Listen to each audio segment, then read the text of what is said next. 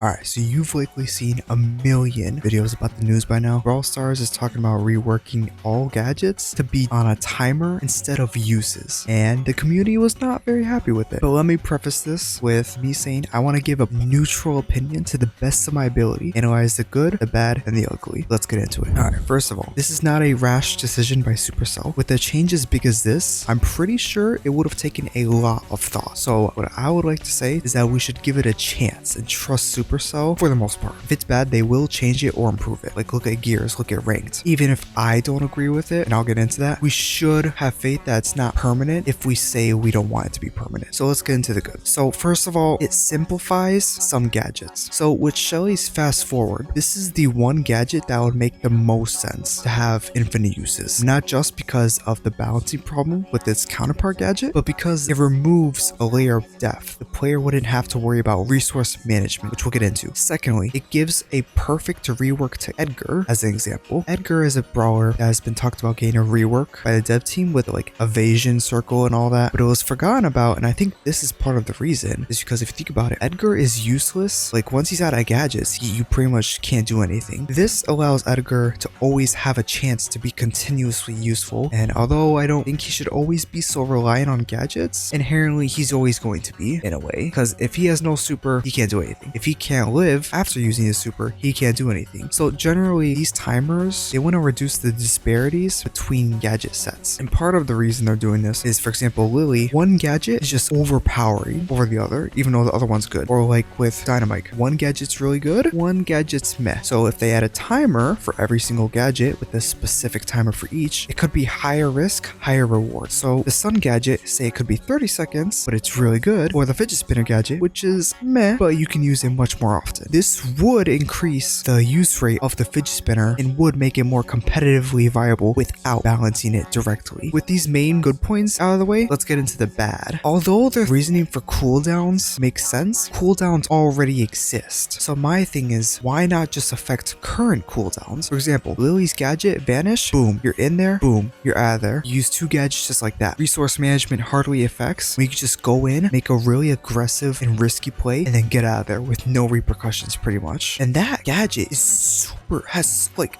I don't even think it's 5 seconds of a reload time. So why not just use this new system to rebalance all of the gadgets currently? If they do want to do cooldowns, they can mix and match it with gadget uses, because Supercell is trying to implement a whole new structure to gadgets when they haven't tried the features they've already had in the game for such a long time. Like, when's the last time you saw a gadget with 2 uses or 4 uses? For example, Shelly's fast forward. What if it was 4 uses or 5 uses compared to Clay Pigeons, which was now 2 uses? That would also fix the disparities, having more uses for the bad gadgets and having less uses for the good ones. Let's say Repot from Lily's kit had 4 uses and Vanish had 2. Again, this change would also give more synergy and purpose to the gadget gear, because now if you want the previous normal amount of uses for, say, Vanish, you have to equip a gadget gear, and you're wasting a gear slot you could be using on damage or health, whatever else. It allows more combinations instead of, oh wow, gadget gear, 4 uses. I saw a video by Pika. He said that part of the reason the current structure is very good is because of resource management. You can bait out gadgets from Gale as an assassin, Piper, whatever. And he's right, because now brawlers like Gale and Piper are going to have an unlimited amount of gadgets, which even if you don't use it every time the green button flashes green, you're going to on average use it more than 3 times, even if the cooldown is 30 seconds. However, let's be fair here. With the cooldown, you can now mentally time, hey, this guy doesn't have a gadget, or hey, if he uses it, he's gonna be like a sitting duck for the next 30 seconds. And that is interesting, but I would tie it in with gadget uses as is. Although I understand the two systems are different here, but for Gale and Piper, it's like, because think about if you have both on a team, it's gonna reduce the disparities with the gadgets while increasing disparities in brawler balancing. I don't know how big, like, I don't have any examples off the top of my head, but like Stu, Riff would be able to break open a map like nobody's business. It's not as bad as people think. Like, I'll admit that. All right, now let's get into the ugly. First of all, I think we all know how the community reacted to this. Pros especially. I know I saw something by Spen talking about green button spam. We'll get into that. The community's reactions, I see where they're coming from. Not justified. It's solely because it's something new, or rather, it's not because it's something new. Like, for example, hypercharges, they were pretty cool, adding a layer of depth to the game. Gears, initially pretty cool. I mean, it was poorly received because it wasn't a very great system. The reason I'm assuming this is getting such negative reception is because they're overhauling something that doesn't necessarily need it and representing a new system in place for not just now, but the future of Brawl Stars. I think people's anger is just masked as fear and confusion. We had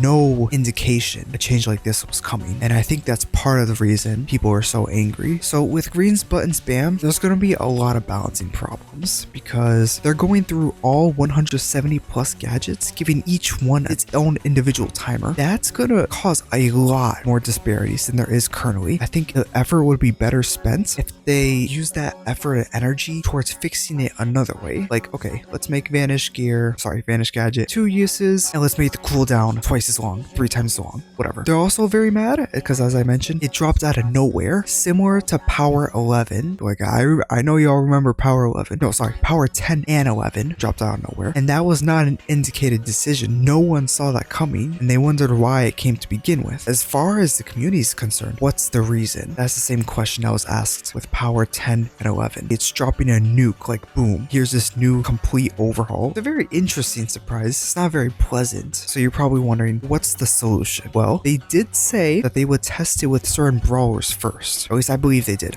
This is off the top of my dome. Subscribe for more raw content like this, by the way. I think, for example, they should test it with brawlers with large gadget disparities, such as Shelly and Lily, or overall the best gadgets in the game and the worst gadgets in the game, especially with sets of gadgets. If they're really keen on implementing this change, they should test it like Shelly's fast forward, 7 seconds. Play pigeons, 15 seconds. Vanish, 30 seconds. Repot, 10 seconds. You have to convince the community, not that they're wrong, but to have faith in you and to give you a chance. It's all because, oh, big scary change bad. Even if it doesn't work with all the brawlers, maybe they hit a certain amount, they could make a hybrid transition. So some brawlers will have some gadgets that have the infinite amount of uses, or some of them just have different uses, different timers. Although I don't agree with it, it's mechanically interesting, and I think they could incorporate it in the game in a better way. So some gadgets, especially with the lower rarities, since it kind of strips resource management, it'd be more simple. And of course, this would be much easier to new players because they would be able to learn the timing of the gadgets, whereas us veteran players need to unlearn and then relearn, which is also another thing because it's like when the power scaling happened. We had to unlearn all the normal damage values and we're still relearning the new ones. That